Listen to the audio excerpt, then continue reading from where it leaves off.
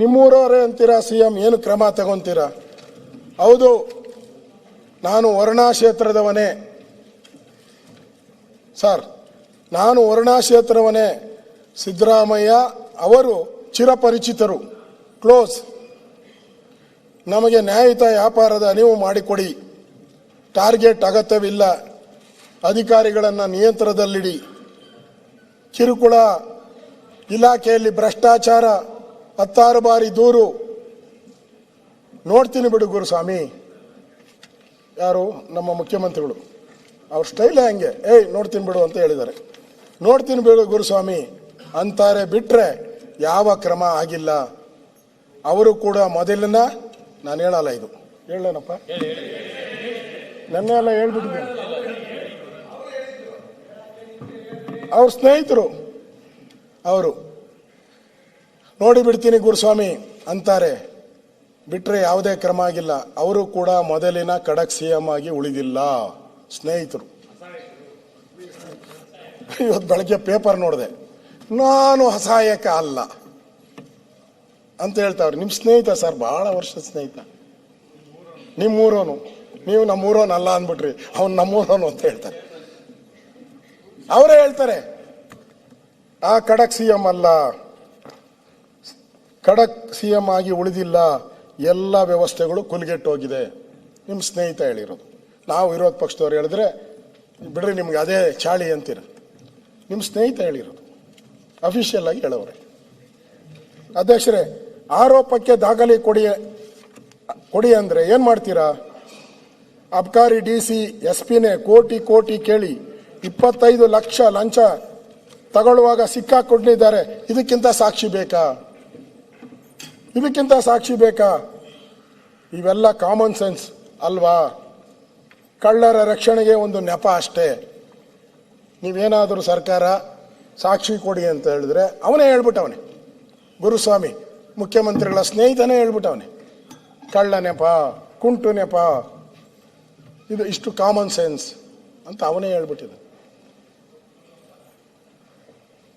ಇತ್ತೀಚೆಗೆ ಬೇಡ ಅಂದ್ರು 586 ಶಾಪ್ಗಳನ್ನು ಹರಾಜು ಮಾಡಿದ್ರು. ಬೇಡ ಅಂದ್ರು 586 ಶಾಪ್ಗಳನ್ನು ಹರಾಜು ಮಾಡಿದ್ರು. ಇದನ್ನು ನಾವು ಹೈಕೋರ್ಟ್ನಲ್ಲಿ ಪ್ರಶ್ನೆ ಮಾಡಿದ್ದೇವೆ. ಬರೀ ದುಡ್ಡು ಬರೋದು ನೋಡ್ತಾರೆ ಹೊರತೆ ಸಮಸ್ಯೆ ಬಗ್ಗೆ ಕ್ಯಾರೇ ಇಲ್ಲ. ಈ 586 ಕರೆದಿದ್ರು, ಯಾರಿಗೂ ಗೊತ್ತಿರಲಿಲ್ಲ. ನಮ್ಗನ್ಸುತ್ತೆ ರೂಲಿಂಗ್ ಪಾರ್ಟಿ MLAಗಳಿಗೂ ಗೊತ್ತಿದ್ದಂಗೆ ಕಾಣಿಸಿಲ್ಲ, ಯಾರಿಗೂ ಗೊತ್ತಿಲ್ಲ, ಕರೆದ್ಬಿಟ್ಟವ್ರಿ. ಅದು ಯಾರು, ಅದು ಮುಂದೆ ಐತೆ, ಇವಾಗ ಹೇಳ್ಬಿಡ್ತೀನಿ. ಆಂಧ್ರದವರೆಲ್ಲ ಹಾಕಿರೋರೆಲ್ಲ ಆಂಧ್ರದವರು, ಡೀಲು ಆಂಧ್ರದಲ್ಲೇ, ರೇಟು ಆಂಧ್ರದಲ್ಲೇ ಫಿಕ್ಸ್ ಆಗ್ಬಿಟ್ಟೈತೆ, ಇಷ್ಟು ಕೊಡಬೇಕು ಎಲ್ಲ ಅಂತ ಹೇಳ್ಬಿಟ್ಟು. ಈ ಅಸೋಸಿಯೇಷನ್ ಅವರಿಗೆ ಕೋರ್ಟಲ್ಲಿ ಸ್ಟೇ ತಂದಿದ್ದಾರೆ, ಕೋರ್ಟಲ್ಲಿ ಸ್ಟೇ ತಂದಿದ್ದಾರೆ ಇದೆಲ್ಲ ಕೂಡ.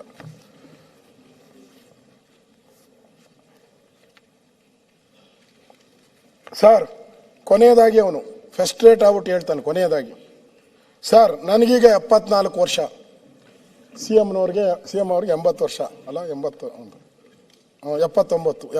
ಅಂತ ಇಟ್ಕೊಳ್ಳೋಣ, 78.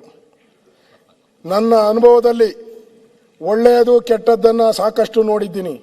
CM ಕ್ಷೇತ್ರದವನೇ ಆಗಿ ಅವರ ವಿರುದ್ಧವೇ ಮಾತಾಡೋ ಸ್ಥಿತಿಗೆ ಬಂದಿದ್ದೇನೆ. CM ಕ್ಷೇತ್ರದವನೇ ಆಗಿ ಅವರ ವಿರುದ್ಧವೇ ಮಾತಾಡೋ ಸ್ಥಿತಿಗೆ ಬಂದಿದ್ದೇನೆ. ಯಾವುದಕ್ಕೂ ಕೇರ್ ಮಾಡಲ್ಲ, ಯಾವುದಕ್ಕೂ ನಾನು ಕೇರ್ ಮಾಡಲ್ಲ. ಇರೋ ಸತ್ಯನ ಎಲ್ಲಿ ಬೇಕಾದರೂ ಧೈರ್ಯವಾಗಿ ಹೇಳ್ತೀನಿ. ಸಾವಿರಾರು ಮಂದಿ ವರ್ತಕರು ಅಬಕಾರಿ ಉದ್ಯಮವನ್ನೇ ನಂಬಿ ಬದುಕಿದ್ದಾರೆ. ಅವರಿಗೆ ನ್ಯಾಯ ಒದಗಿಸಿಕೊಡೋದು ಅಧ್ಯಕ್ಷನಾಗಿ ನನ್ನ ಧರ್ಮ. ಏನಾಗುತ್ತೋ ಆಗಲಿ ಬಿಡಿ ಸರ್. ಇದು ಅವ್ರ ಊರವರು, ಅವ್ರ ಸ್ನೇಹಿತರು, ಅವರು ಶಬಾಷ್ಗಿರಿ ಕೊಟ್ಟಿರೋದು ಸರ್ಕಾರಕ್ಕೆ. ಇದಕ್ಕಿಂತ ಇನ್ನೇನು ಸಾಕ್ಷಿ ಬೇಕು ನಿಮಗೆ? ಸಂಯುಕ್ತ ಕರ್ನಾಟಕ ನೆನ್ನೆ ಅವರು ಓದಿದ್ರು ಪ್ರಜಾವಾಣಿ. ಹ್ಞೂ ಸರ್, ಅಲ್ಲಿಗೂ ಬರ್ತೀನಿ ಸರ್. ನೀವು ಮರ್ತಾ ಹುಟ್ಟಿದ್ದೆ, ನೀವು ಹೇಳಿದ್ಮೇಲೆ ಓದ್ತೀನಿ, ಅದನ್ನು ಎಡಿಟೋರಿಯಲ್ ಓದ್ತೀನಿ ನಾನು.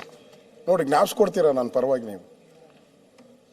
ಇದು ಸಂದರ್ಶನ, 1 to 1 ಸಂದರ್ಶನ. ಅಧ್ಯಕ್ಷರೇ, ಇಲ್ಲಿ ಇಂಪಾರ್ಟೆಂಟು, ಇವತ್ತು ತಿಮ್ಮಾಪುರೆಯವರು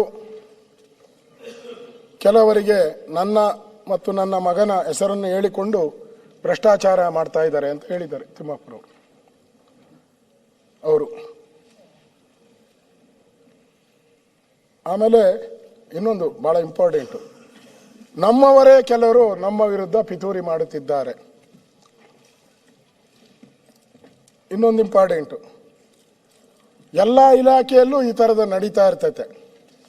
ಆದರೆ ದಲಿತ ಅಂತೇಳಿ ನನ್ನೇ ಟಾರ್ಗೆಟ್ ಮಾಡಿದರ ಯಾಕೆ? ತಿಮ್ಮಾಪುರವರು, ಗೌರವಾನ್ವಿತ ತಿಮ್ಮಾಪುರವರು. ಪರಮೇಶ್ವರ ಯಾವ ಇದು, ಅವರು ದಲಿತರೇ, ಅವ್ರದ್ದು ಯಾಕೆ ಬಂದಿಲ್ಲ ಯಾವುದೂ? ರಮೇಶ್ ಜಾರಕಿಹೊಳಿ ಅವರು ದಲಿತರೇ? ಸತೀಶ್ ಜಾರಕಿಹೊಳಿ ಅವರು ಎಸ್ ಟಿ? ಮುನಿಯಪ್ಪ, ನಮ್ಮ ಮುನಿಯಪ್ಪನವರು, ನಮ್ಮವರು.